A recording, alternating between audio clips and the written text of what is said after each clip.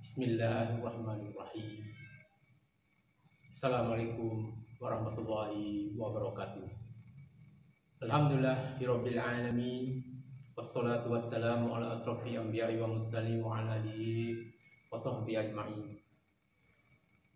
Alhamdulillah kita dapat bersiaran pada hari ini untuk sama-sama kita mendapat sedikit info lah berkenaan dengan sesi persekolahan anak-anak kita, terutamanya tahun 1. Yang dihormati pendahulu kanan, guru-guru, khasnya guru-guru transisi tahun 1, ibu bapa yang dihormati sekalian, dan pelajar-pelajar murid-murid tahun 1. Alhamdulillah, hari ini kita akan berkongsi lah. Saya akan kongsi beberapa maklumat berkenaan dengan persekolahan anak-anak kita, terutamanya tahun 1.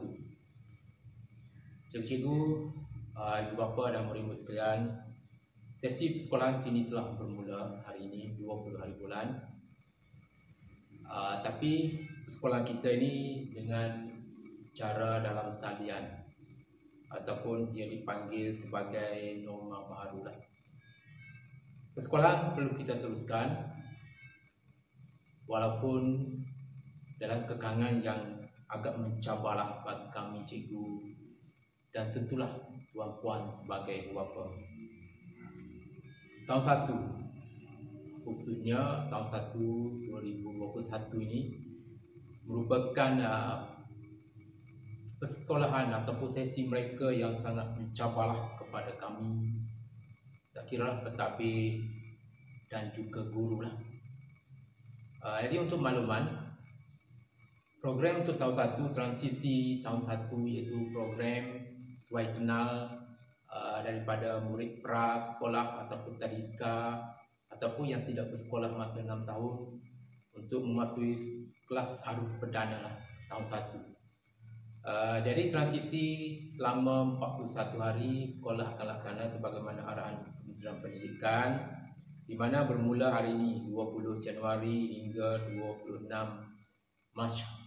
Selama 41 hari kita sudah ada modul khas lah yang telah dibuat oleh kementerian dan perlu dipatuhi oleh kami lah di sekolah.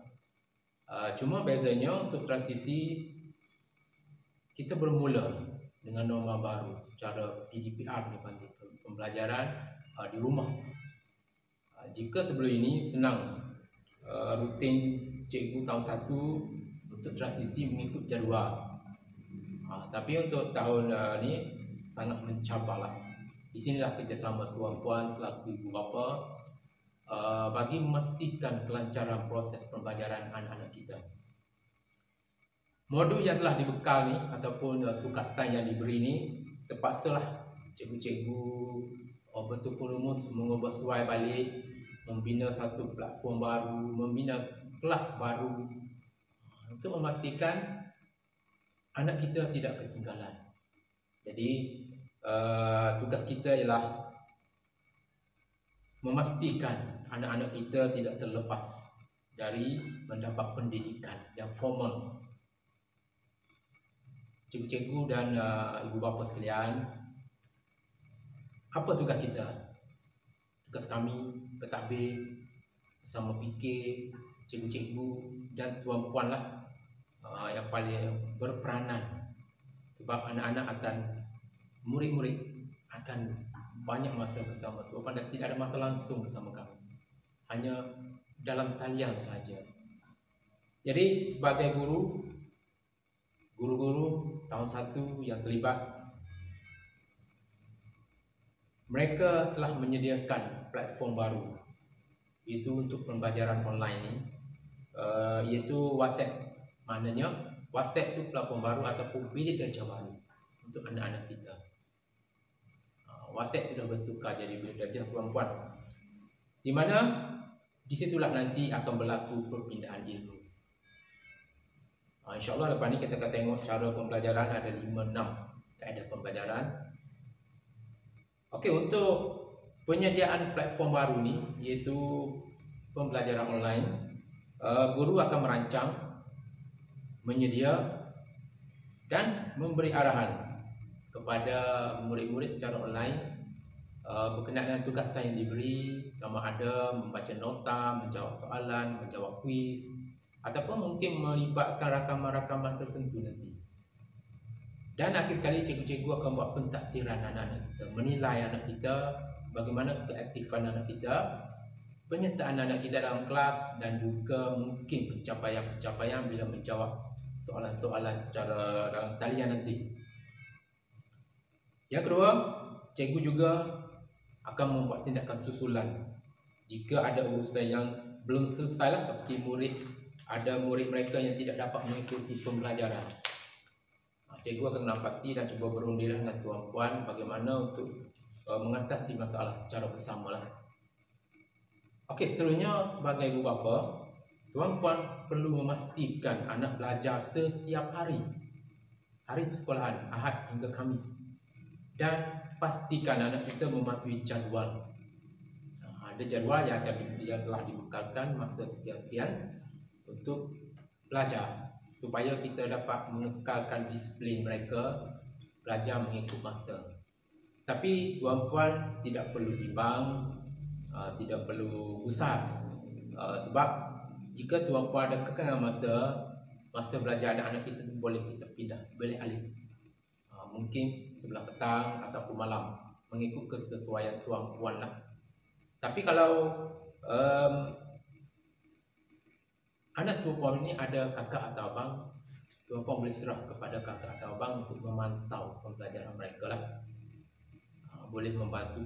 Yang paling penting pastikan mereka berada di tangkap layar ataupun dipanggil di skrin telefon, laptop ataupun komputer. Dan tanggungjawab tuan-puan lah memastikan kemudahan kepada anak-anak tuan-puan untuk akses pembelajaran online, untuk mengikuti pembelajaran online itu. Tentulah perlu ada talian telefon ataupun talian internet. Beserta tuan-puan boleh pilih sama ada laptop, komputer atau smartphone.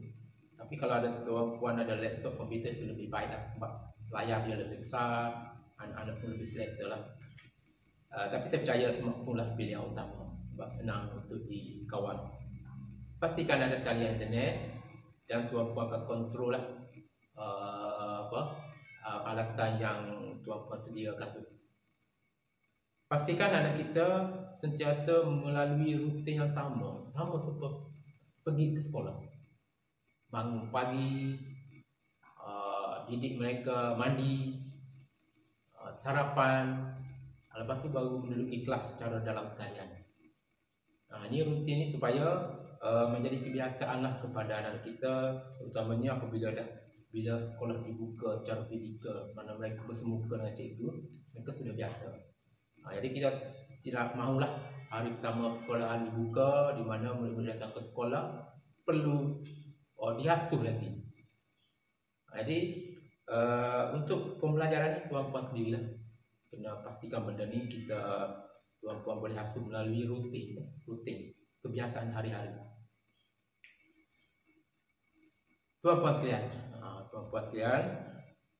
tanggungjawab, tentulah tanggungjawab lebih kepada tuan-puan lah bagi memastikan murid belajar, anak puan belajar. Guru kami hanya mampu pantau dalam talian sahaja. Mustahil kami untuk pergi rumah ke rumah untuk melihat anak murid mereka, itu mustahil.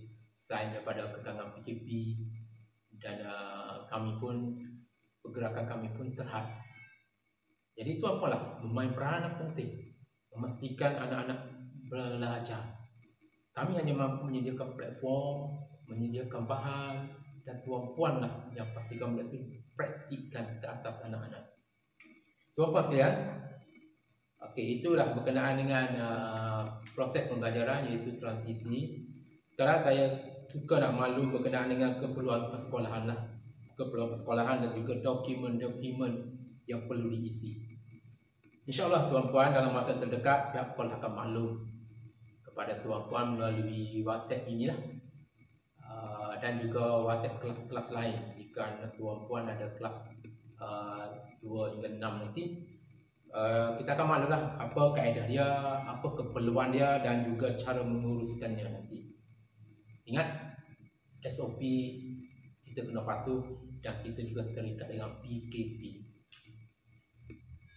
Kami kena fikirkan macam mana cara paling mudah, cara paling betul mengikut SOP. Kita tidak mahu kita menjadi punca nanti kena dengan penyebaran pandemik COVID. Jadi insyaAllah kami akan maklum dari masa ke semasa berkenaan dengan perkembangan bagaimana untuk mendapatkan keperluan sekolah dan bayaran-bayaran persekolahan serta dokumen yang perlu diisi dan dihantar kepada kami lah. Terutamanya tahun 1, dokumen sangat penting. InsyaAllah mungkin minggu hadapan kami akan atur macam mana cara dia. Manakala untuk anak puan belajar di rumah, cukup tuan puan sediakan 2 atau 3 saja buku tulis, di mana satu buku tulis boleh kongsi semua subjek. Jadi jika anak puan ingin menulis ataupun menjawab soalan, gunakan buku yang sama. Sebab ini adalah untuk rujukan anak-anak kita saja. Lepas tu berkenaan dengan bahan-bahan tulisan pun, alat tulis pun sama. Sediakan sekadar cukup saja. Apabila buka sekolah, barulah kita dapatkan keperluan yang lengkap. Jadi tuan-tuan, jika ada pertanyaan ataupun berkenaan dengan keperluan dan juga anak-anak semasa, tuan-tuan bolehlah terus WhatsApp kepada guru kelas. Ya tuan-tuan, jangan WhatsApp dengan grup WhatsApp transisi, direct kepada guru kelas melalui personal. Nanti guru kelas akan senaraikan siapa guru kelas dan siapa senarai anak murid dalam kelasnya. Tuan-tuan boleh rujuk situ nanti. Jadi untuk makluman tuan-tuan lah, sepanjang transisi iaitu 41 hari ini, anak tuan-puan akan ditempatkan dalam kelas-kelas mengikut nama guru kelas masing-masing. Bukan seperti nama yang kita daftar, Venus, Jupiter, Uranus, Neptune, Mars. Untuk 41 hari ini mereka akan guna satu kelas saja, grup, dan juga 4 kelas yang akan diuruskan oleh guru-guru kelas. Jadi nama kelas mengikut nama guru masing-masing, guru kelas masing-masing. Tuan-puan boleh kenal lah nama guru kelas anak tuan-puan dan juga gambar mereka. Yang pertama iaitu kelas 1 Rosmaliza. Jadi Cikgu Rosmaliza lah guru kelas. Yang kedua kelas Raja Putriati. Ketiga kelas Wan Zulina. Keempat kelas Rosnizan. Dan yang kelima kelas Rosmini. Jadi kelas-kelas ini sebagai sementara. Apabila tamat transisi, selepas kita menilai mentaksir anak tuan-puan, barulah kita akan susun anak tuan-puan mengikut kesesuaian kelas. Kelas akan digeruk mengikut potensi mereka, mengikut kecenderungan mereka. Kelas tidak akan disusun mengikut tahap pencapaian akademik. Contohnya yang tidak boleh membaca, yang boleh membaca kita asingkan. Tidak ada. Sebab untuk sistem persekolahan hari ini tidak ada pengkelasan kelas ataupun dipanggil streaming lah, terutamanya tahun 1. Sebab mereka masih lagi dari latar pencapaian yang sama lah. Jadi saya harap tidak ada isu selepas ini jika anak tuan-puan berlaku perubahan kelas. Kalau tuan-puan rujuk kepada sistem APDM, aplikasi pengkalan data murid, anak tuan-puan sebenarnya sudah ada dalam kelas tertentu, tapi itu sementara saja tuan-puan. Itu hanya untuk kita urus mereka dan juga untuk kehadiran mereka. Jadi maklumat tuan-puan, kehadiran mereka dikira daripada bagaimana mereka respon pada WhatsApp. Kalau tuan-puan, anak tuan-puan buka je post guru, bila cikgu cek sudah blue tick, maknanya anak tuan-puan tidak hadir. Jadi apalagi kalau anak tuan-puan respon, menjawab soalan, hantar balik, itu meyakinkan lagi lah. Itu kehadiran anak tuan-puan ya. Jadi tuan-puan, bagaimana kaedah pembelajaran? Ada 5 lah yang saya gariskan di sini. Yang pertama melalui WhatsApp. Arahan cikgu melalui WhatsApp. Mungkin dia akan jawab melalui WhatsApp selepas ini. Lepas tu menggunakan website tertentu seperti Facebook, YouTube dan juga laman web pendidikan yang disediakan oleh Kementerian Pendidikan Malaysia. Nanti cikgu akan maklumlah apabila mungkin fasa ketiga transisi ke guru-guru kelas akan maklumlah. Yang ketiga, menggunakan website sekolah. Jadi sekolah kita ada menyediakan website khas untuk pembelajaran online. Jadi nama website ialah pbonline.skbukitjawa.net. Jadi tuan-puan layari, di situ ada koleksi-koleksi soalan dan latihan kepada yang sesuai untuk anak-anak kita. Boleh guna dari 1 hingga darjah 6 lah. Okey. Dan jika PKP tamat, tuan-puan, kaedah edaran kertas akan dibuat juga. Salah satulah cikgu buat soalan, letak di pondok jaga, tuan-puan ambil, anak jawab, hantar balik. Itu selepas PKP. PKP ni tiada pergerakan. Jadi kalau kita buat kaedah ni, kita akan menyalahi SOP lah.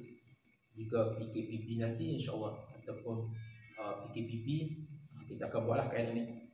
Dan yang kelima, belajar sendiri. Tuan-puan sendiri ajar anak-anak tuan-puan dengan bimbingan tuan-puan. Bahan tuan-puan boleh ambil dalam website sekolah. Yang tadilah pbonline.skbukitjawa.com. Dan saya mencadangkan tuan-puan dalam website berkenaan, tuan-puan pergi ke digital rak buku SPSS sekolah, di mana ada pautan untuk tuan-puan membuka koleksi buku-buku pustakaan sekolah secara online. Di situ ada satu buku yang bertajuk Ajari Saya. Buku tu saya susun lah. Jadi tuan-puan boleh ambil, buat panduan. Tuan-puan boleh tengok pada skrin bagaimana cara nak ambil dan juga cara nak guna buku digital tersebut. Jika tuan-puan mampu, ada kemudahan, cetak saja. Ada panduan dia di muka surat kulit, di belakang kulit.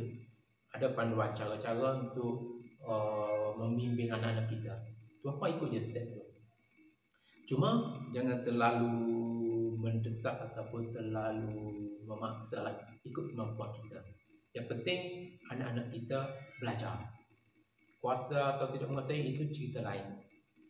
Okey, tuan-puan sekalian, guru-guru sekalian, sekali lagi saya menyeru tuan-puan sebagai bapa, pastikan anak-anak belajar. Selalu buat dalam kaji. Kita korbanlah sedikit masa kita, sedikit perbelanjaan dan sedikit tumpuan kita kepada anak kita yang tahun 1 ini, demi memastikan anak-anak kita tidak ketinggalan. Sekali mereka tertinggal, mereka akan terus tertinggal. Jadi pastikanlah kita memastikan anak kita itu belajar. Yang penting mereka ada kemahiran belajar, tuan-puan. Itulah yang kita nak sebenarnya. Jadi sebenarnya tindakan kita akan memberi kesan kepada anak kita dan dia akan berangkat. Dia tertinggal di tahun 1. Di tahun 2 dia akan ditinggal lebih jauh lagi oleh rakan-rakan dia. Kita bimbang sehinggalah mereka tamat sekolah, mereka akan menjadi anak-anak yang tertinggal. Jadi komitmen kita, inilah sangat-sangat mencabar pada kita. Memastikan kita memberi kerjasama, sentiasa berfikir positif, fikir yang baik-baik. InsyaAllah hasil kita dapat baik-baik. Semoga tuan-puan, cikgu-cikgu, murid-murid sekalian, usaha kita hari ini akan mendapat redha Allah Ta'ala dan pahala berganda-ganda kepada kita. Inilah rahmat. Rahmat juga apabila kita dapat bencana COVID ini, rahmat kepada kita. Banyak perkara yang kita boleh buat, banyak perkara yang kita boleh gandakan kebaikan-kebaikan kita, insya-Allah, tuan-puan.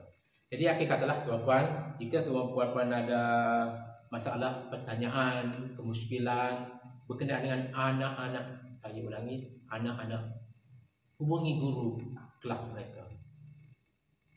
Berkenaan dengan dokumentasi, berkenaan dengan keperluan anak-anak kita, tanya guru-guru.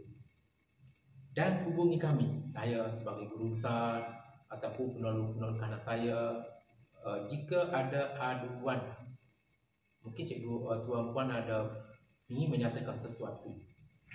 Maklumkan kepada kami lah tuan puan.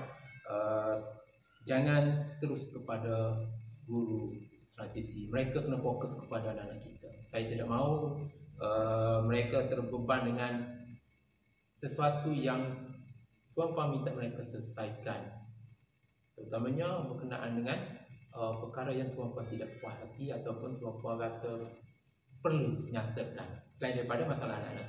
Jadi hubungi kami, kita selesaikan bersama-sama. Dan paling penting tuan puan, saya minta sangat jangan viralkan perkara yang negatif.